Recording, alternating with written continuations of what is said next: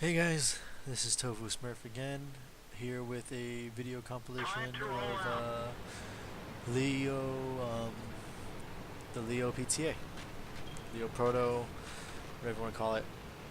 Um, Playing this tank originally when I played it from stock up from the Indian Panzer was kind of brutal, but its role doesn't change when it's fully upgraded. This is it fully upgraded. Um, It is a silent sniper. Granted, this video isn't going to help my case at all, but um, its role in battles is to be undetected and just get off sniper shots all game. So I kind of started a little derpy. I wanted to take middle Abbey. I don't know why. I haven't done it in a while, so I guess I just wanted to try it. Anyhow, the alpha damage on this gun is tremendous. It's great. When I fire at something, I usually expect 400 as that's my flat line that I expect is 400 whenever I fire at something. So that's what I use when I engage targets. I sit around that 390, 400. If I'm like, oh, okay, he's 380, I can one shot it, and stuff like that. So I use the 390 to 400 number as my gauge. It's got great speed. Pretty crap depression, especially aiming backwards because the rear is more elevated. So you pretty much want to just make sure your front's always pointing at the target. Otherwise, you again use this thing as a sniper because it has no armor whatsoever. Some of the tanks that I'm most afraid of when I run this thing are 1390s, WZ-132s, just little things that just have great rate of fire that can tear you apart. T-71s, T-69s, because it has no armor whatsoever. Otherwise, it's got, great accuracy, as you'll see in a couple of shots here. It's got great accuracy, and it's got great damage.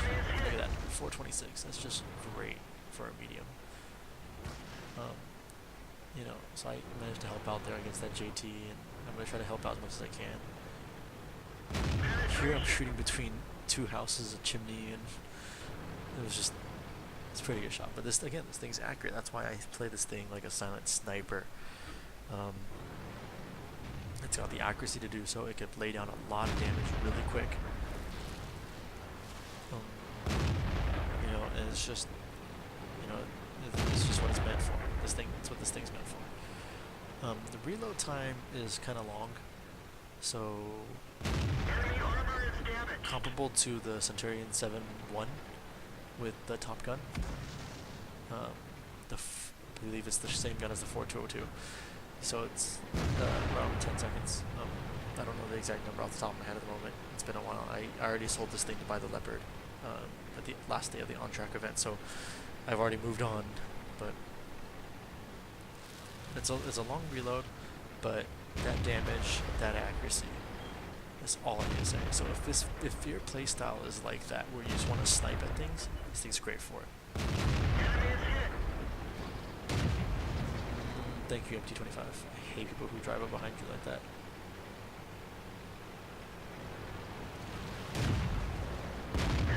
Free shots on Tiger 2 now.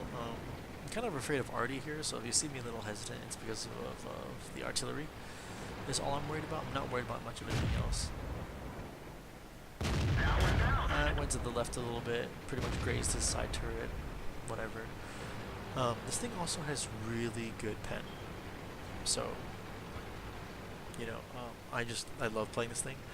I went from hating it stock and then playing it fully upgraded, just loving it. The aim time's double, as you can tell. Doesn't disperse too much when you're on the move if you aren't driving, high speeds, but from high speed to full stop, it's kind of a big deal. But like this, I get to settle in one spot, just take my time, aim my shots, and just pour out damage. I'm sitting at 3,455 before I killed that T-29. I'm probably sitting at 3,800 plus that, so 3,900-ish damage already, and it's 5 minutes into a battle. I just put myself in positions where I can cover pretty much the whole map because of this Abbey. I was able to cover that 8 line against those TDs. I actually didn't even know about that I could hit through that little chimney house area, but I did know I could hit the JT. I could cover the 2 line, upper 2 line, and I could cover cap. So I mean, it was great, especially for this thing. You know, with your damage output, if you can stay alive for a long time and be firing pretty much the entire battle, you're gonna walk away with easy damage. Just easy 3, 4, 5k damage, easy. So I'm kind of surprised at how low the top 1%'s average damage in this tank is, which I believe is 1200. Top 1% of players in this game averaged 1,200 damage in this tank. My reasoning is I think people just free passed it when they didn't enjoy the stock grind. So it's a shame because this thing fully upgraded, super good. I don't know what the hell that was. Anyway, we're about to cap out. They didn't want to go after the Artie, so that's that. And that's again with the T29, we're talking about 4,400-ish, 4,300 something-ish damage. So it's a good damage game. Moving on. Now we're here on the Korean map Sacred Valley, which is a map I do enjoy playing in pretty much anything but a TD. And I've voiced my complaints about all the garbage that's in the way, but as a sniper, this map is pretty fun. Again, I primarily play south here. I don't know why this video is stuttering for some reason. Well, anyway, we're just climbing south to the monastery at the moment, or the temple. We have the alpha to deal with any medium together. Maybe not by, not if they swarm us, but, because, again, the long reload time, paper armor. But we should be fine. It's a position I like taking.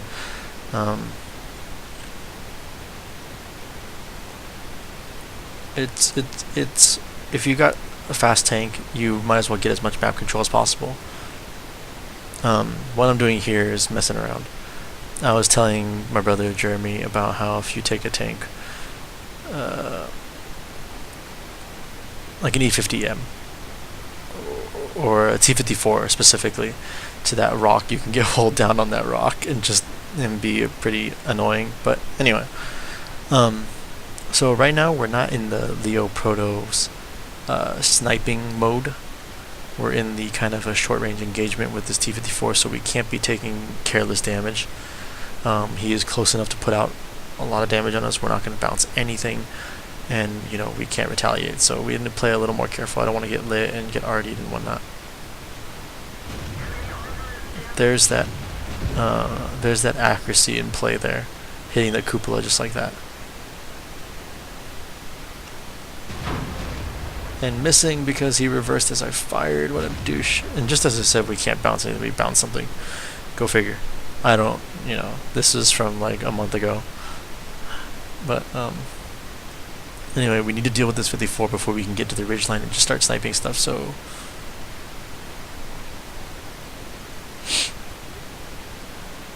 we need to move a little bit closer, force him to retreat at least. Which it looks like he's doing. So anyway, we figured that the 69 SU didn't look like the 54 was going to be too aggressive, so we wanted to come and help out and snipe this middle force right here, this WZ-111. At least that was the original intent, was to snipe out this WZ-111 and this T-69, which we lose spot on. So, and there we go. And from here, it's just feasting. Look at this damage.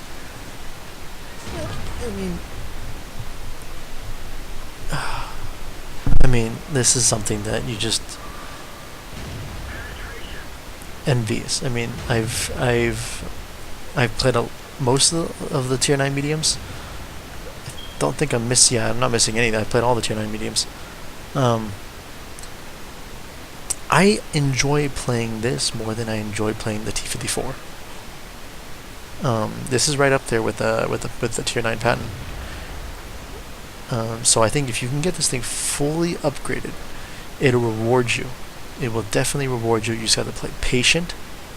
You're gonna get a lot of shit from your teammates because you're a medium and you're sitting in the back sniping. Those people have never played the Leo Proto and don't know what the hell they're talking about. So they can mind their own business. But I think if you guys can fully upgrade this thing and play it, it is one of the tanks I think you'll absolutely fall in love with. I mean, the accuracy, the damage. So like here, it's just a shooting gallery. It's just see what you can hit, see what's lit, and hit it. Pretty much. Granted, we hit a lot of derpy shots here. I mean, we were complaining heavily about a lot of missed shots, a lot of bounce shots. That one was probably a retract shot. Here I am, I notice I can see the pattern. I want to help out the ISU, even though he's pretty much got it under control. But just in case, he's tracked and cannot circle your ISU. I will say that even though I sounded like that was intentional, it was not intentional to track him like that. I mean, the chances of hitting that is kind of iffy, so you know, it's like saying that I intentionally set that guy on fire. Such skill. I mean, no. That's pretty much just RNG. I am not talented enough to determine when I can set someone on fire at will, so I wish. But then again, who doesn't, right? Ricochet! Again, we're just on this hill, kind of like the Abbey Center hill. Well, the Abbey in Abbey, where you've pretty much, once you have it, you've got shots on the entire map. You know, and it turns out our team really needed us to put out this damage. And this is where the bullshit we were talking about, me and Jeremy. Tracked them, repairs, fire, probably hit something, I don't know, didn't hit anything. I see this 59 reversing. I feel like I'm going to take the shot at him, but I thought I was going to hit the 32 to kill, but I didn't, so that's a dead type, or closer to death type is what I meant. Hoping for a dead 32 is what I meant. Anyway, again, this is just free damage here, just free damage. Get that damage out. You know, trying to help your teammates where you can. No depression to hit that. Too late. You know, you just got to move on. Don't overextend to do that. Don't overextend to put out damage, because this tank will suffer. You will be punished for it. So now me and Jeremy decide it's time to stop sniping and it's time to engage. We've got the health. Even though that they have a 2 tank advantage, we have the health advantage, I would say, because of me and Jeremy's collective health pool. I think we're both full HP. I could be wrong. Pretty sure we're both full. Yeah, we're both full. And so now it's just figure out where isolated forces are and pick them off. We know it's just a type up there, which is usually his platoon. So there's going to be a type platoon up there, and here they come. There's one gone. Take a hit. He's tracked. And now it's just finishing.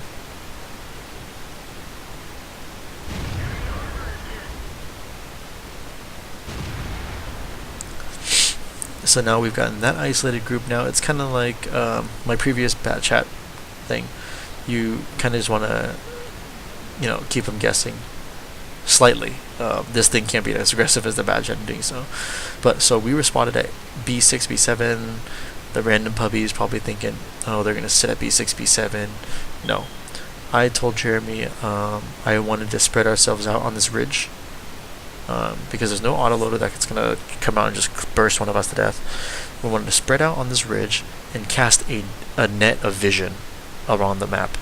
So you want to control all of the map by having sight lines down different things. So I wish Jeremy would be a little further over, but that's what my intent was. I believe, yeah. But if you can do it with platoon mates, you just want to cast a net of vision. Jeremy kills the Panther 2, who was presumably low health. Let's check. Yeah, and their last, you know, their YAG 80A and their T30 are both really low health.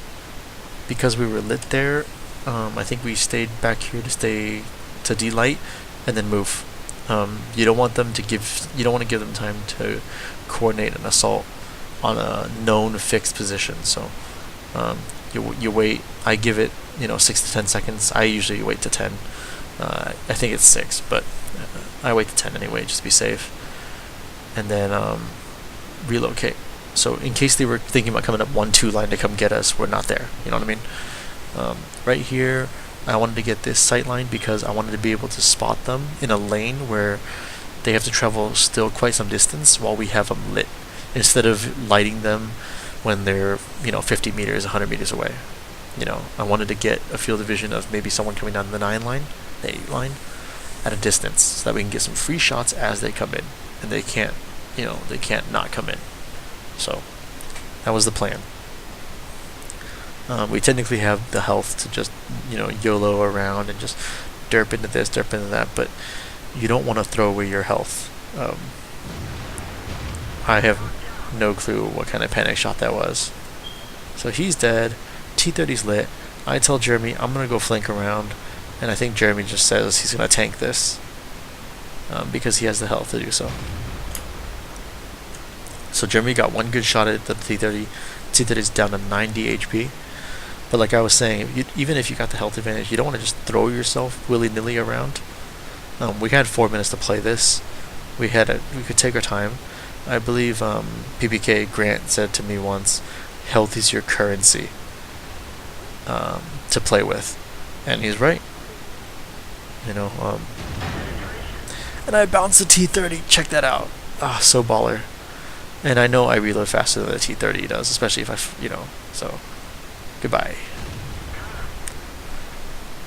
There's an easy brothers in arms, 5,000 damage I think for both of us. So it was a good game. Moving on. Here I am on Fisherman's Bay with platoon mate Fej from Simp, a good friend of mine. Met him at a player gathering in Hollywood. Went to E3 because we got invited, and just good guy, good friend. So I originally was considered going into town, the middle town, the E line, but I decided to go snipe on the 1-2 line. So continuing the sniping. So I apologize if all this sniping gets boring to watch, but I do want to put a Leo Proto video out there for people who are considering getting a Leo Proto and doing the Leopard grind, or for people who are already on the Leopard grind and telling them that like say you're on the Indian Panzer and you absolutely love it, and you may hate the stock Leo Proto, maybe save up some free XP. This is what you have to look forward to. Do not be discouraged and just free XP past it. Okay, I mean, look at this. I mean, it's such a good tank, and I've hopefully shown you that. I had a lot of great games in this thing, a lot of high damage games. It's just not fair, really. Look at this accuracy. You don't have to even lead that much. Not that he's that far or he's going that fast, but I mean, this thing is just too good to not play, guys. Seriously.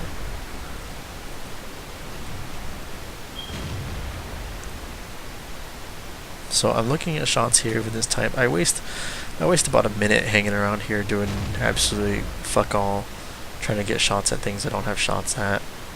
And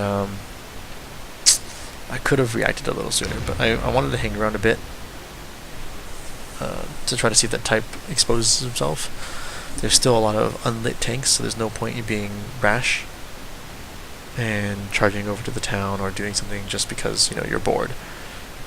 This is the tank that you need to be patient in, and take what's given to you, and after you've taken so much, then you just go and create your own opportunities.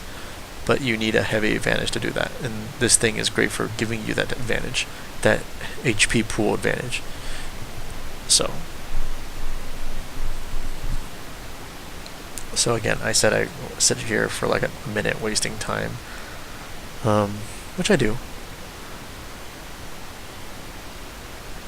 And I think I eventually relocate to Fej. I think he asked for help. So I will begin to relocate any time now.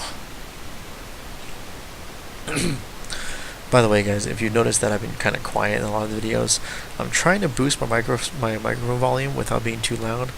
I've gotten a noise complaint recently from my neighbors about how loud I can get. I don't know how I'm that loud. I'm not generally that loud. But so I'm pretty cautious about that. They're dicks about it, but you know, such is apartment life. So I relocate over to the middle town, try to get some free shots here. I'm lit, and I don't think I'm lit by that type. I think I got lit by the 1390 as I crossed over this open space. This where that fence is right there to my right.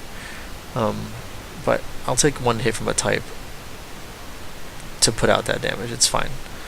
This is the depression. I mean, on that rear, look at that. Look at that. It's pointing up because of how that rear is elevated. So if you're going to play this tank, don't play it for the depression.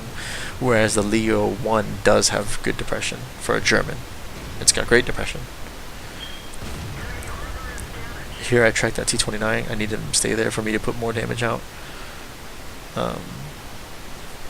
For a prolonged time at least. And now he's dead. By the way, fair warning, if you're trying to farm kills, this is really not the tank for you. If you're trying to farm Confederate medals, this is the tank for you. Because you're sniping a lot, you hit a lot of multiple targets, you know, and because your reload's so long, you're not finishing a target worth it at all, because you're not going to finish anything. You're going to have allies who have faster reloads who are going to finish whatever you just sniped at. I will guarantee this. If you want to farm Confederates, this is the tank. Granted, if you want to farm damage, this is also the tank.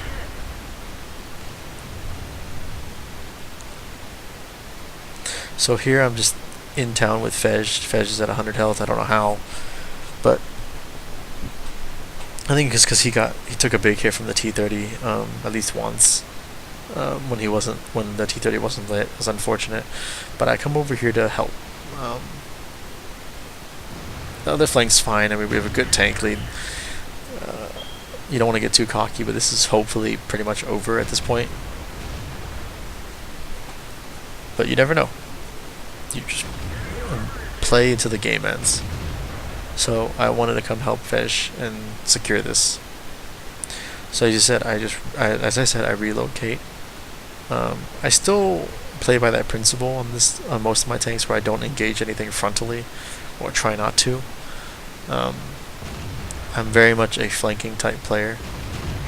Unless I'm playing a TD, then I just kind of go in. Sometimes two. Sometimes I go in a little too hard. But in a TD or in a heavy, sometimes I get a little too ballsy. So if I play something with armor, I get a little bit crazy. I wish I could have some of my old replays in my AT-15. But it was just, it's pretty much hold W and shoot while you're holding W. That's how I play the AT series. That's how I've played the T-28 that I have, and that's how I've pretty much been playing the Tortoise. Although I will say about the British TDs, and I'll get to a video about them later. I'll have a Tortoise video when I get enough replays, since I just got it. The British TDs compared to at least the T-95 are better in the sense that they have higher DPM and higher speed, but they have virtually no armor, in my opinion. The numbers might say differently, but because of the glaring weak points on every single tank of the AT series, and I mean glaring, okay, including the Tortoise, I practically you gotta treat it as if it's got no armor. I mean, the Tortoise has at least 4 to 5 weak points in the front alone. And the AT-15 has about 3 to 4 as well. There's just a lot of weak points. They're really tall tanks. You know, but that's their only downfall. Otherwise, they drive faster, they fire faster, and they have wider traverse arcs for their shots. Anyway, back to actual Leopards. Again, look at this. End game, 7 minutes left, 2 tanks alive, and I'm sitting at 5,269 damage. This tank is excellent. I encourage you guys to get it, really do. So hopefully you guys learned something from this video. Maybe I encourage you to grind the Leopard 1 line. Maybe maybe for those who are already on the grind, I am giving you guys a bright future for what to expect. So so hope you guys enjoyed this video. Please like, subscribe, like the Facebook, like the YouTube page, and share it with your friends. Otherwise, I'll be back, and I'll see you in April.